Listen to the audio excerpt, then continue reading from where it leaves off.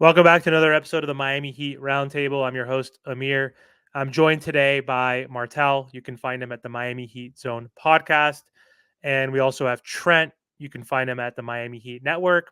And we have a returning special guest joining us once again. We have Nick from Chat Sports. How's it going, Nick? Good. Appreciate you guys having me. It's been a dull off season so far. Usually, we like watching our team play right now, but it's a different story this off season.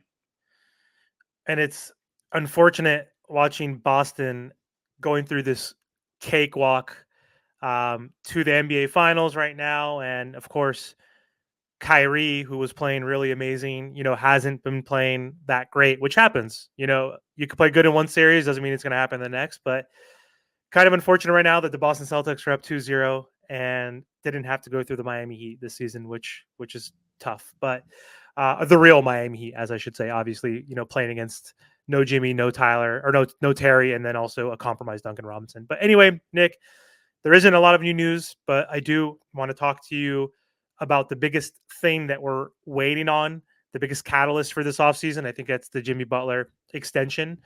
And we know he's eligible for that on July 7th. And we know he wants the max. We know Bernie Lee said that he wants the max. They both want Miami, which is a good thing or a bad thing to some Heat fans. But either way, they're going to ask for it. We know Pat Riley in his presser said, we don't have to pay him now. He's under contract next year. He has that player option. So we could revisit, after next season. Let's see if he can be healthy, be available, become an all-star again, and lead us to a better seed essentially in the regular season so we don't have a harder path to get to the finals again potentially. But either way, there's so many ways this can go, right? The Miami Heat can straight up possibly trade Jimmy Butler. Jimmy could request a trade. He hasn't come out with a rebuttal yet in terms of saying we're going to wait and see. The Heat can cave and just give him that 2-year extent or that 1-year extension. It's really just one more year on the contract. But either way, how do you think this whole thing's going to play out? Do you think we'll cave and give it to him? Do you think we'll actually wait? Or do you think we'll Uh, trade Jimmy before the season starts? I'll say this: I don't think there's a world where they trade Jimmy this off season. That to me just feels off the table. And I think a lot of people have made this point, and I'm kind of with them. Is like Pat Riley is 80 years old. He is not trying to rebuild. He is not trying to go in a different direction. I think he wants to try to win in the next 2 to 3 seasons so he can go out on top, one more championship with Miami. And if they want that, the best way to do that is obviously keeping Jimmy Butler. So I think if anything, they do end up extending him. That would be my prediction. Maybe that's just me saying what I would do personally as well. But I will say this is like if you extend Jimmy Butler, which I believe is the right thing to do after what he's already done for you, 5 seasons into his Heat tenure, he's taken you out of that middling ground of constantly being like the eighth best team in the Eastern Conference. You've been to the finals twice. You've been to the Eastern Conference Finals 3 times. Like you have to kind of reward that. And it's only one extra year with a boost in $2 million in salary for 25, 26. To me, it's worth it. But I'd also say if you do extend him, I think it's absolutely necessary to make adjustments to this roster. And I've been saying that, but extending Jimmy and then just kind of running it back with the same group you already have, that seems redundant to me. But yeah, I would definitely extend Jimmy. I think that's the most likely scenario too, because they're just not in the business of letting star players and players of his caliber walk for nothing either.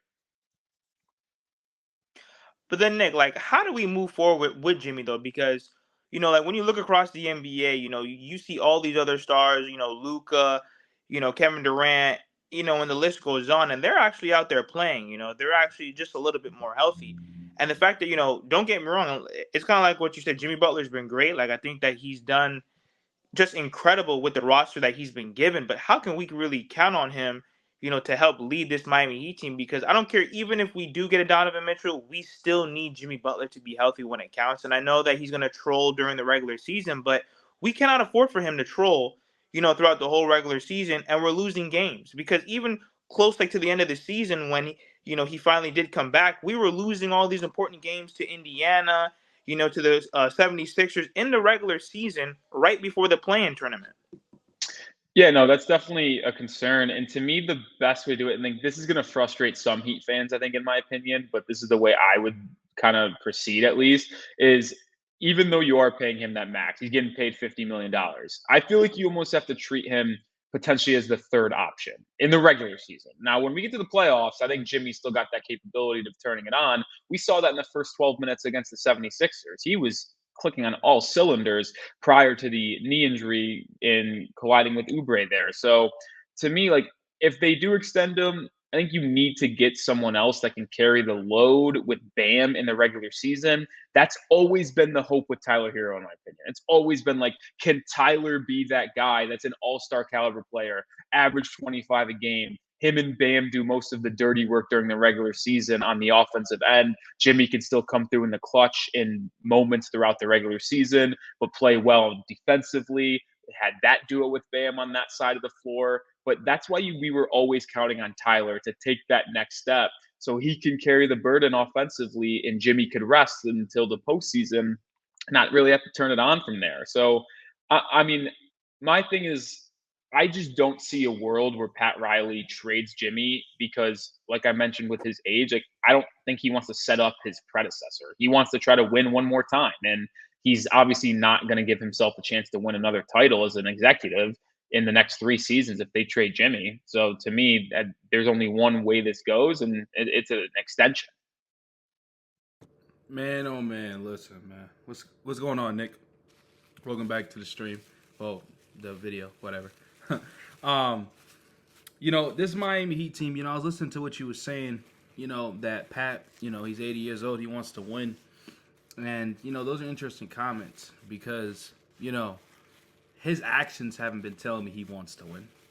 These little moves to me, I mean, like, adding Terry, adding Kyle Lowry before that, which was part of Jimmy's decision and stuff like that, These decisions haven't made this team great at all. I mean, we've been to the finals and Eastern Conference Finals appearance and all that good stuff, but at the end of the day, our goal is to win, like you said, right? And, with this roster being constructed, we're technically probably going to get worse losing Caleb Martin, possibly Haywood Highsmith, unless we get draft replacements and free agency. But when you look at free agency, there's not as great as free agent players out there, and everything has to be acquired by trade now. So that's why I'm at the point where it's like, I appreciate Jimmy. I love Jimmy. I do think we lead it out for this last season, but I'm open actually to moving to trade him. I'd rather go young. Looking at these offers, I'm sure maybe like a Golden State offer, maybe like a 76ers offer, and build for the future in the sense of getting draft capital because we're all gone with that. We don't have none of that. It feels like, and then we still have the best coach in the league, and so why not just have fun with it, getting all your draft capital, having a young player getting out of that Jimmy Butler trade, and obviously a salary filler. I see like I doubt Golden State does it, put a Kuminga, picks and Wiggins and stuff like that. I doubt they do it, but that's like a package that I'm, interested in. And then also, you keep Tyler, see what he can do. You have Jovic, you have Jaime, and all these other, and then you have picks for 2025, 2026, and wait for that star to be available because we're not going to get Mitchell. I think that's just a pipe dream. Murray's a little bit more realistic, but Trae Young, and say if we do get Trae Young and Murray, like, is that going to get you over the hump? Like we're relying on health and stuff like that. And that hasn't very end well for us. And I mean, you look at the Eastern Conference, I mean, you say, well, it's pretty easy, but each team's going to get better. I mean, Indiana's going to come back better. New York's going to come back healthier. And you could say we can come back healthier too, and that's a fair point, but I just don't think our roster is good enough at full strength against these Eastern Conference teams or even against the best team in Boston. So it's like I just feel like it's time to move on from Jimmy and stuff like that. But outside of that, like when it comes to the draft, because that's what I'm worried about, is there any like specific player that you're interested in that makes sense for the Heat at the 15th? Yeah, I got a couple draft guys in mind, Okay. But before we get there, I wanted to ask you, like, would you take the 76ers package? Because that's at best 3 to 4 first-round picks. You're really not getting any salary back unless it's like a sign-and-trade or something like that. They can just soak up Jimmy's contract, and we could just get that off the books and then turn to free agency. I just don't know if I'm in to send him to Philly, though. I don't know. Maybe that's just me. I don't want to send him to the 76ers. Yeah, so great question, right? So him going to Philly is like, I think that's just more like, Jimmy, we love you. We want to do what's best for you, right? Like, I think that's what it really comes up to. If he says, I want to play for Philly, right? But I need a young player in return, and they're not giving me that young player in return. that's going to be Tyrese Maxey. You see, like, even if this, I don't even think his salaries work, but that's what I'm asking for. I need a young player in return with draft capital. I get, okay, the salaries are gone, and then we can just offload and go into, the 24, 25, 26, whatever. So I don't really want to give it to Philly because Philly doesn't deserve Jimmy. F Philly, okay? Yeah. F Philly. We don't need to give him. We don't need to help him and stuff like that. And just to talk about Philly real quick, even if he does go over there, they need. It's still not going to do much. Like, let's just be honest, Joel needs to be healthy, and if he's not healthy, it doesn't matter. So I personally don't want to entertain that Philly because Philly's desperate at this point. If you notice, they want everybody just to help them out. So I'm not really interested in that Philly trade, but there's offers, and you can tell that there's teams that may be interested in, like contenders. They're like, you know what? We can give Jimmy that extension, or we'll give draft capital for Jimmy to win this championship. So I think eventually will happen. I don't think it's this season. If it does happen, that would be freaking. I think we all be shocked. But Jimmy, Pat's standing on business, and it makes sense, right? Play regular season when we need you, try, and then maybe you get what you get paid. But going back to your draft question, you can continue. Yeah. So when we talk about the draft, like obviously we kind of hope the pick isn't being used, right? Like it's sent somewhere else to help win this roster if you move forward with Jimmy and Bam. But if you do pick at 15, there's different ways you can go about it. And I've been best player available. That's kind of the way I want to roll with this because the Heat have a need at almost every single position, right? You mentioned Caleb Martin and Haywood Highsmith leaving. I think both of them are gone. Caleb is for sure goner, if you ask me. Haywood, maybe there's a slight chance he can return on a $8 million contract if you have the salaries work. We'll figure out that with Andy Ellisberg and stuff like that. But you also need size with Bam behind him, potentially playing alongside him. And I still think there's some need at a shot creating guard. So there's guys at all three levels that are going to be there at 15. So whatever Pat Riley in this front office, who have done an excellent job of drafting, by the way, over the past decade, really. Justice Winslow was a tough pick, but other than that, and Precious Chua, it's been pretty solid. Like Jared McCain from Duke is my favorite guy. I think he's going to be there. And there's a lot of these prospects that I hope are there, but that are not going to be. But McCain, 6'2", really good shooter, probably like the third or fourth best shooter in this class behind Dalton Connect, Rob Dillingham, a couple of those guys. He's fantastic. I think he'd work off ball. He could also help be our point of attack defender. We know that's something Miami struggled with quite a bit this past season of defending and containing the dribble drive. And even with acquiring Terry Rozier, that didn't change because he's not a defensive-minded guard. He's an offensive guy. And that's the question with him and Herro. Is it always going to work defensively? But McCain can play defense. He can get in that stance. He's physical. He's quick. He's smart. He plays well off 2 feet when he gets inside the paint, which is something I really like. That's what made Jalen Brunson so dynamic in New York, is his ability to drive, play off 2 feet, hit a fader, or get you up in the air and go to the foul line. So McCain, if they want to go the guard route, my top guy that's likely to be there. A lot of Heat fans have a love for Zach Edey. I'm not a Zach Edey guy. I think that's a horrific decision if they go that way. Kel'el Ware from Indiana, someone I'm intrigued with. But if they wanted to go with Caleb Martin replacement, I think Tristan Da Silva out of Colorado would be great. Kind of similar to Jaime Jaquez, where he's an older prospect, he's 23, but he does everything right, the little things right. Can shoot the three ball off the catch. He's 6'8" with a 6'10" wingspan. He can defend. Like, if you wanted to strictly find a Martin replacement, Tristan Da Silva is your guy at 15 because I believe he will be there. If you want to go more upside, it's probably going to be the Ware or Jared McCain route. Do you think that we need a point guard more so than a big? Because you said your interest is in with McCain. Do you think that's a bigger need right now versus upgrading in terms of size? We don't have really functional size that we can deal with. I know we're going to lose Caleb, most likely going to lose Haywood, unless you can convince him you're getting $10 million from whatever team. $7 million in Miami is the same after state taxes. So we have a shot, but I still think they're both going to be gone. I think we could replace those guys with a Torian Prince, a Jay Crowder, even though he's getting older. I'm sure fans don't want to hear that. But there are some Gordon Hayward, maybe. There are wings that we can get for cheap. So do you think a point guard is more imperative, or do you think a big is more imperative, outside of your opinion of who you like? Yeah, so that's the interesting thing with McCain, if you wanted to go that route too, is he can play both the 1 and 2. He played the 2 primarily at Duke, but coming up as a high school, and what made him a 5-star recruit was his point guard, scoring, facilitating ability. So I think he could play both.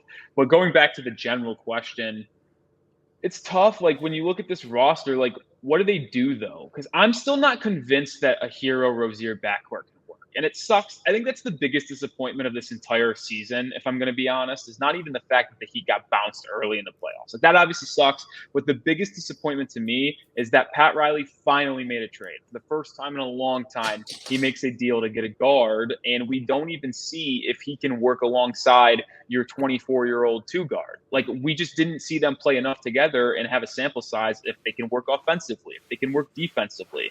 So now you're still sitting here like, well, does that work? Does one of them need to head to the back of the bench and be a six man? Do you need more guard help? Well, one thing is clear is like, even if you look at our bench, like sure, Josh Richardson's probably going to opt in, but I like Jay Rich. Do we trust him to be the backup guard, like the main guard coming off the bench? So I think there is a need for guard too, because who's going to be the main ball handler off the bench unless you just continuously stagger both Tyler and Terry? Hey, it's Patty Mills, of course. Oh, that guy stinks, dude. At least in this point in his career. Yeah, let me say something real quick. If this is how I'm keeping Haywood Highsmith, you go in the room and tell him this. Hey, look at Gabe Vincent, look at Max Strus, look at Kendrick Nunn. Look at all the players that left their team. Where are they at right now? They're nobodies. You threaten him. Well, not literally, but you get what I'm saying. You're going to be just like one of them. Because I'll tell you this, Haywood Highsmith is going to be a nobody when he leaves the Miami Heat. I promise you right now, June 10th, 2024 on a Monday. If he leaves this team, he'll be a nobody. So that's what you got to hit him with in that in the room. Simple we don't pay, but he's not going to get paid if he doesn't leave the Miami Heat because we don't pay anybody like that's that. Fine. He's got to leave to get his bag somewhere. But go on. Why should he get his bag, Mayor, if he sucked in the playoffs? Why should he get his bag? Because he's a wing and they need defenders in the league? Is that he sucked? Because he's a 6'5", whatever. That can't shoot consistently. But he has a 6'9", 6'10" wingspan. He's a lockdown defender. Like obviously, you put him on Jason Tatum and Luka, and the best offensive player typically night in and night out. He was the best point of attack defender. Caleb wasn't that great this season compared to the past. So he's a 3. He shot 40%, even though it was only one season. He's the prototypical type of wing that you need as a rotational player. Look at DJJ. Like, come on. Like, I think he's a better player than DJJ, perhaps. Like, he could shoot better than DJJ. I'd rather have Derrick Jones Jr. Well, we Call had me him. Crazy. Call me crazy. I'd rather have Derrick Jones. Call me crazy. Maybe. No, I don't think. I mean, he's a free agent too. I bet Derrick Jones Jr. gets a bigger bag than Highsmith. So I think the most of the league would take DJJ. I like Highsmith, but his inability to give you anything outside of catch and shoot threes is troublesome. He kind of developed that little floater at the end of the year where he went to it consistently. PJ Tucker, he had that little floater eventually. He always has just been part of the PJ Tucker school, and it's what is his ceiling? I don't think the Heat are going to be willing to pay him like $9 million, which I think his market will be, by the way. So I think he's as good as going. Think of what the Heat paid Caleb for his first actual standard contract. He got $5 million, 7 and 7, basically, right? So, do we think that Haywood is more valuable than Caleb? I don't think so. We're not going to pay him more than what we paid Caleb, right, for that contract that he got. And we know Caleb's going to opt out because he's worth more than that and more than Haywood, right? So he's expecting to get 11 to 13, perhaps. Haywood's probably expect to get 7 to 10, right? So that's the standard for a 3-and-D type player in the league right now. So Nick, right before we close, like, what's the realistic offseason, moves, like in terms of, because think about it, like we're already paying Jimmy, Bam, Tyler, Terry, and Duncan, so we really don't have that much leverage in terms of making those moves, like unless you trade maybe 2 out of the 5. So what's a realistic offseason for you? We've seen Lauri Markkanen rumors, Trey rumors, and DeJounte Murray, but what's a realistic move that can really help this roster just improve overall going into next season? There's a move out there that I don't know if they want to do it, if they would do it. I've kind of come to the conclusion where if you're not swinging big, you're not getting an all-NBA type guy, which, as we've seen in the prior off seasons, it's unlikely Miami makes that big move. But there's the thing, Barry Jackson of the Herald does, like he's mentioned this a couple of times, and I agree with him. It's a lateral move that you maybe don't get that much of a better player, but you just have a different constructed roster, different energy, different vibes into this locker room. And I think that could be, and it's crazy I'm saying this because a couple of years ago he's kind of a clown, but Kyle Kuzma from Washington, if he's available, I'm all in on Kuzma. I don't know what Washington would like in return. Maybe it's just a Herro and pick swap for something like that for Kuzma. I don't know how they value Tyler, and I don't know where they want Kuzma, but it was reported that they wanted 2 firsts back in February before the deadline. You'd imagine that price tag has gone down since then. So I don't think it's going to cost you 2 firsts. But Kuzma, you talk about functional size as being a need. This dude is almost, if not the same height as Bam.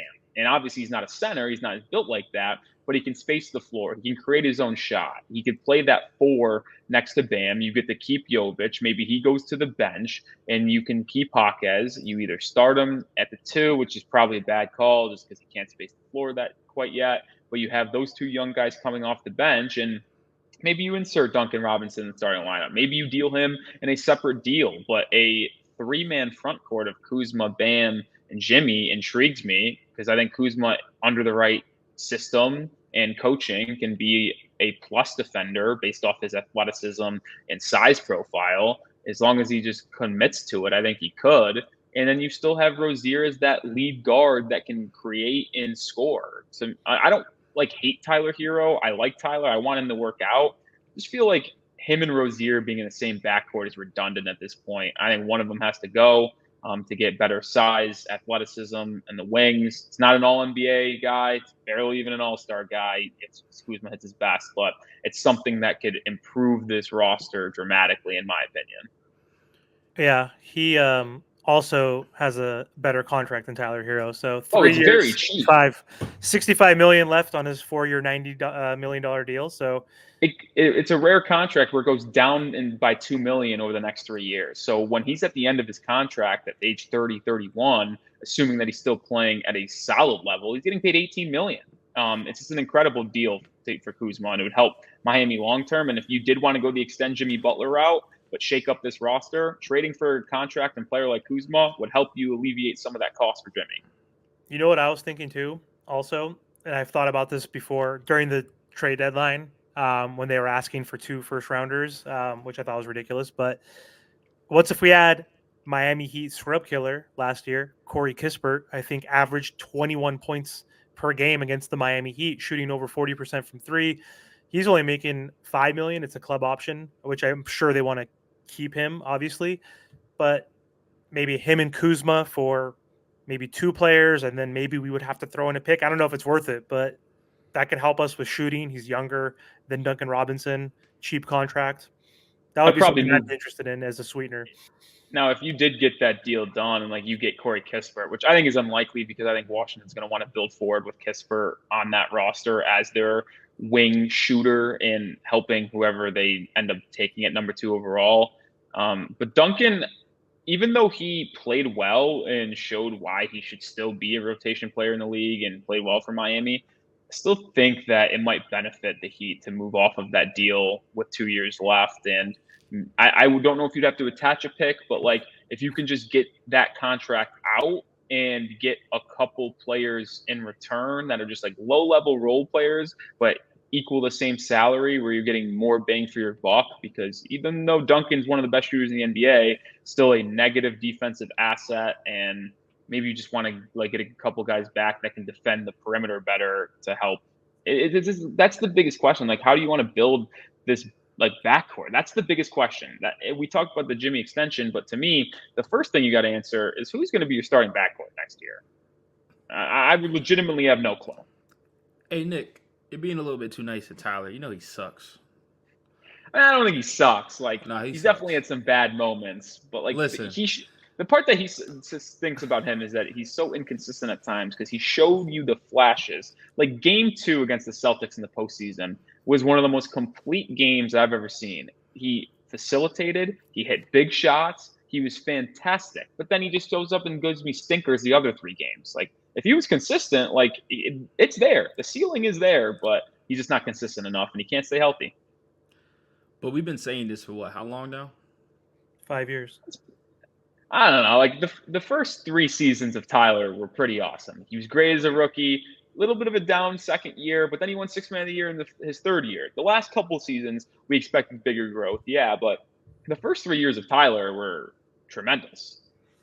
But the Well, injuries, right, um, Trent? He's the most he's ever played yeah, is 67 I games. mean, That's the best he's ever done, see which is that I not feel good like enough. that's not even my biggest concerns. The inconsistencies. I think the injuries will probably be my biggest concern too, because he's so young. His body's breaking down so early. I mean, like we can complain about Jimmy's injuries and whatever, but Tyler's young and he's just breaking down. Like I don't think he can ever play a 75 game season. I don't think he can. That's the annoying thing about the hero. Like, yeah, he's injury prone, it's proven, but some of the injuries he sustained are such fluke things. Like he misses 15 to 20 games with a sprained ankle because he just happens to come down and roll it on someone's ankle. He But you know breaks his why? hand in the. Go ahead. But you know why, Nick? Because his skill set is not the greatest. If you notice, his skill set is fadeaway threes, contested shots, and a floater. That's all he does. His skill set is like he doesn't attack the free throw line, so he's doing a floater. Floaters, you're always gonna land on your ankle every single time. If you play ball, you shoot a floater, you're falling on ankles. That's his game. He got to change it up a little bit. Yeah, but you named 3 things. He's trying. You think like did What Shaq do you have mean a he's freaking? trying? The Well, dude I'm is a just saying. freaking Some people have only 1 to 2 moves in their bag, and they're he, superstars. bro. He's Come on. making all this money in the world, and he can only have 3 moves. Unacceptable. Come on. And you know that, Amir. You know that. There's no arguing but with Trent, Tyler. no. Listen, but Stop this it. really all comes down to roster construction because when you really look at the roster, think about it. Like if you know that Tyler Hero can't play defense, why would you go get Kyle Lowry and put him next to Tyler Hero? That makes I'm not no sense to arguing me. that. No, I'm not what I'm saying arguing is that. that this organization has failed to put high-level role players that complement Jimmy, Bam, and Tyler, and that's exactly what we're going through right now. We've had a 6'5" power forward for since like the bubble. Because outside of Kelly Olynyk, we really had no bigs on this roster. Yes, Kevin Love is great, but we can't count on him to play 82 games. I just think that we need better high-level role players to complement Jimmy, Bam, and Tyler. And unfortunately, we haven't been doing that. Yeah, but you're saying all this is never gonna happen. So we gotta deal with what we gotta deal with. That's never gonna happen. Unless if it doesn't happen this season, when is it gonna happen? When is it You're gonna right. happen? No. You're 100% right. But like in terms of trading Tyler, they're not gonna trade him like unless it's for somebody where not necessarily like a Hall of Famer or like all this other foolishness that they were saying, but it has to make sense. They're But not more just to gonna just move off of him. let me say this: the truth of the matter is, they put an investment into a young guy. It's like you put money into a stock, you want it to grow. Their investment has failed. It hasn't worked out. It's really just simple as that. So you keep pushing it. Oh, it's gonna eventually work. It's not gonna work. You got to move on from it. It's really just simple as that. So you can look at the front office, you can look at Jimmy, but also everybody has a part in this. And Tyler has a part for just not being consistent and always being injured when we need him the most. Jimmy has a part. Spo has a part. Everybody has a part into this. I'm not singling Tyler Herro out, but I'm just saying Tyler is a big factor because if we want to trade for a big 3 and get Mitchell, we should already have our big 3 with Tyler, Bam, and Jimmy if he just plays consistently, right? And Jimmy tries. I mean, that's the fair point right there. So it's just like that's why we're always asking, okay, what's the next thing? Like it should already be on the roster. It should, but it just didn't end out that way. So get them off my team. And like you said, Nick, Terry and Tyler is not going to work out. And so you're telling me, right? You go into next season, they hardly play together, and you go out there next year and say, okay, let's put them in the starting lineup. You know how long it's going to take for them to get that correct again? So now we're already back. We're already set back because of injuries with Terry and Tyler. So they have no chemistry together. And when they did play, you could tell that they can't really play that well together because they both need the ball in their hands. Well, guess what we can do? Come February, we'll see how that backcourt duo works. Neither are true point guards. There's not a lot of true point guards out there right now that are available. But if Tyler's stinking up the joint, if he's hurt again, guess what we could do? There's a trade deadline. Maybe a Tyus Jones is available. Maybe Please someone no. that's like more of an actual floor general that, then Terry could play off ball. He could play the 2 guard or combo guard. We'll see. So there's always an option. We'll see what happens.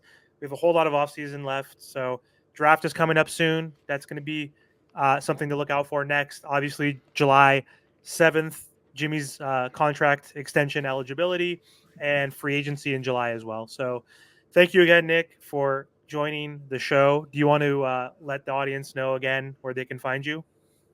Yeah, I'm on the Heat Report by Chat Sports. It's a YouTube page, over 11,000 subscribers at this point. Yeah, or follow me at Twitter at Nick_Roloff. Appreciate you guys for having me. It's always fun talking some Heat basketball. Two-time returning guest. How about that? Thanks again, man. Really appreciate it. Martel, any last words for you? Yes, make sure you guys like, share, comment, subscribe, and thank you for the support.